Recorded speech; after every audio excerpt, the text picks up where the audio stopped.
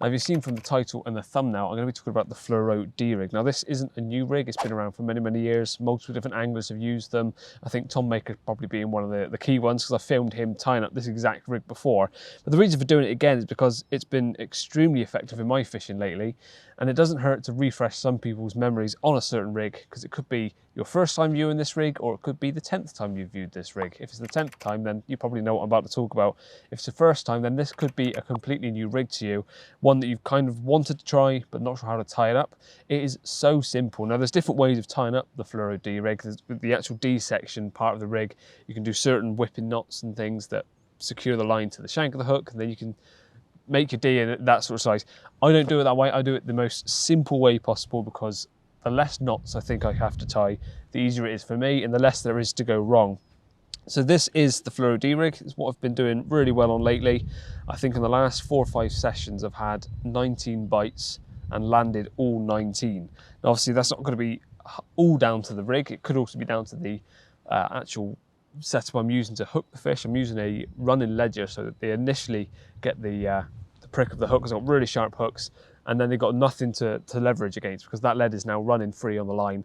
And some of the bites I've had, you can tell that's what they're doing. You get the initial few beeps, and then up, down, a bit like a bream. You can tell that's them on the spot, shaking their head around. They can't ditch the hook. And then when they bolt off, I've got fairly tight clutches. That's when the hook is really set in. So yeah, 19 out of 19 bites. I really don't think you can complain at those stats. And I'm sure I'll lose one eventually. That's just the way things go on fishing. But as it goes, that's basically the stats I'm at right now. So tying it up, really, really simple. You can use any kind of fluorocarbon you like. This is just some that I had left in the shed. It's actually a old Berkeley line, a 15-pound fluorocarbon main line. But because it's so much in there, it's probably one of the cheapest hook link materials you can go. If you get a bulk spool of fluoro and you're happy using that as your hook link material, then it doesn't need to be expensive. That will probably last you several years, actually, the amount that's on a spool. But I'm going to take quite a healthy amount, probably about 15 inches there. Cut that off, and that is my hook link. Now, you can use dedicated fluoro hook links, but as I said, this has been absolutely ideal for me. 15-pound. Now, I should say the reason I'm using 15-pound is because I actually went on a session 5 trips ago, I think it was. It was a ProLogic versus match, and one of the rules stipulated no braided hook links, no braid anywhere, so I couldn't even use it as a hook link. So I had to use a mono or a fluoro, and the hook link had to be a weaker breaking strain than the actual line on my reel. The line on my reel was 16-pound, this was 15, so ideal. And since using it, I caught quite a few fish on that session. Probably by the time you see this video, that would have gone live. And everyone I hooked, I landed, so I thought, oh, I'm gonna keep on using that on this session, on these lakes, and one of my day tickets. And following on from that, I just keep on catching consistently. So I really thought I'd just talk to you about this, because it's a rig that I've barely used before. I've used it once or twice before in previous seasons, and then sort of fell out of favour with it, just because I've probably moved on to something else. And I don't really know why, because it's so simple and so effective. It makes sense to just go back to this. So take the hook link material you've got, thread it through the eye. Nothing special there. And then leave quite a healthy tag end, as if you're tying a hair, because that's what's going to form the D. Then you do a simple knotless knot, and quite a lot of whipping. So it's, I think on these hooks, I'm using Nash Fang X size 4s. They're quite long, quite large, sorry. And I like to have the D fairly long. So I make the whipping actually go all the way down until it pretty much meets the point, opposite the point. So I'm going for quite a large D on these rigs. And then thread that back through, excuse the plane flying over. And that is your dead simple knotless knot. That's pretty much the hardest bit done. Well, I tell a lie, this next bit's more fiddly, but it's very, very easy. So that's the hook secured to the hook link material. And now this is where you can use either a bait screw, which I've got on some of these rigs I've tied up. I've actually run out of bait screws, so I'm going to use hook ring swivels. Does the same job. This one, you just have to floss on your baits rather than screw them on. So take that one, and then thread on the largest eye of the hook ring swivel onto that tag end that we left when we tied the knotless knot. So you thread that on, make sure it doesn't fall off, and you bend that tag end round and thread it back through the eye.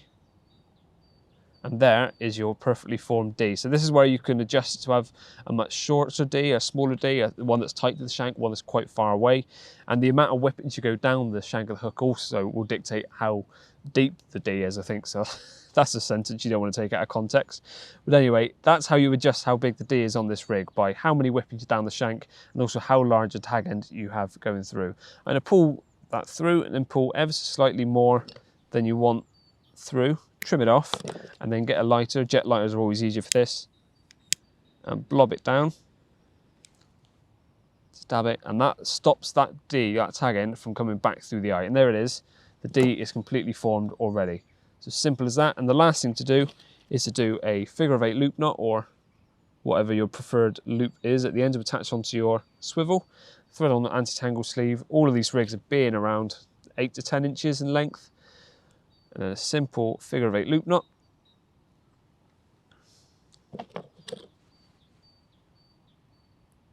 Ooh. Let's use a bait needle to make that easier for me. Once that's through, pull it tight and wet it. Now this is where I want to bed it down. So I'll keep that through that loop, use scissors or a puller tool onto the hook. And because it's fluoro, to make it nice and straight, you can obviously steam it, but also if you kind of keep stretching and bounce that line, by being quite firm with it, keep on bouncing it, that gets a bit of heat into the fluoro and will straighten out that rig without the need for steaming. You'll find that if it kinks after a fish or something, you just do this and you'll have it dead straight like so.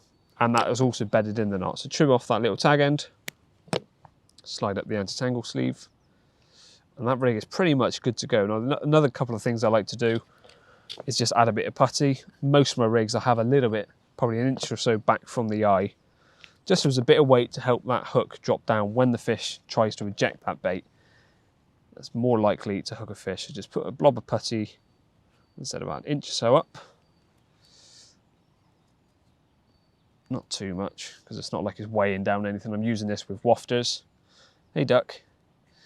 And if I wanted to go for pop-ups, I could probably just counterbalance that a bit. But wafters is what I've been predominantly using, little 12mm, and that's the rig itself tied up. Now, as I said, if you use a bait screw, sorry, you could just screw your bait on. But this one is a hook ring swivel, so I'll just trim off a bit of floss. So once the floss is through your swivel, get your chain of hook bait. I've been using the 12mm citrus wafters in pink lately. That was pink. I was trying to say pink with your lips holding the boilie. Thread that on.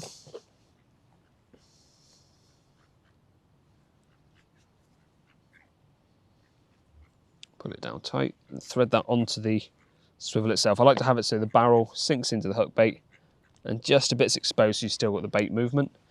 Trim that down. And again, use your lighter to blob that down to hold the bait on. And there's the completed rig. I've just been putting little mesh bags on that and fishing tight to an snag on the other side at the moment. It's been doing me lots of bites. Now, the other thing to talk about is the actual hook choice. Now, I've been using a Fang X, which is quite an aggressive turn of the eye.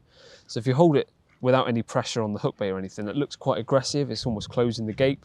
So that is down to personal preference. Again, you could use chodies because you're using quite a thick material. I think if I went higher than a 15-pound fluoro and was going stiffer, thicker material, I may have to go to a choddy just because it'd be too aggressive.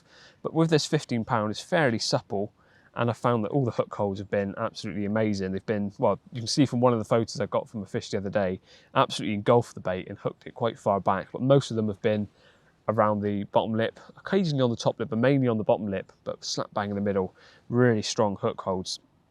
So the hook choice is clearly working, and like I said, some of you will probably say you should be using a choddy hook with this sort of rig, but I've also tied one up with a wide gape, and it just changes the aggressiveness of the exiting from the eye, the angle. So it's no difference when you put a kicker on a normal rig or a bit of shrink tubing, and you can change how aggressive you want that angle to be. Obviously, how aggressive the eye is on the hook is how aggressive that exit's going to be from the eye. So it's completely up to you how aggressive. It is fairly aggressive, but it's been doing me really well. So that is the D-Rig, nice and simple. So if you haven't used that rig before, then maybe look into doing it. It's very, very simple to tie up, very few materials to use. So I highly recommend it, and hopefully it catches you lots of fish. Just watching, and I'll see you again soon.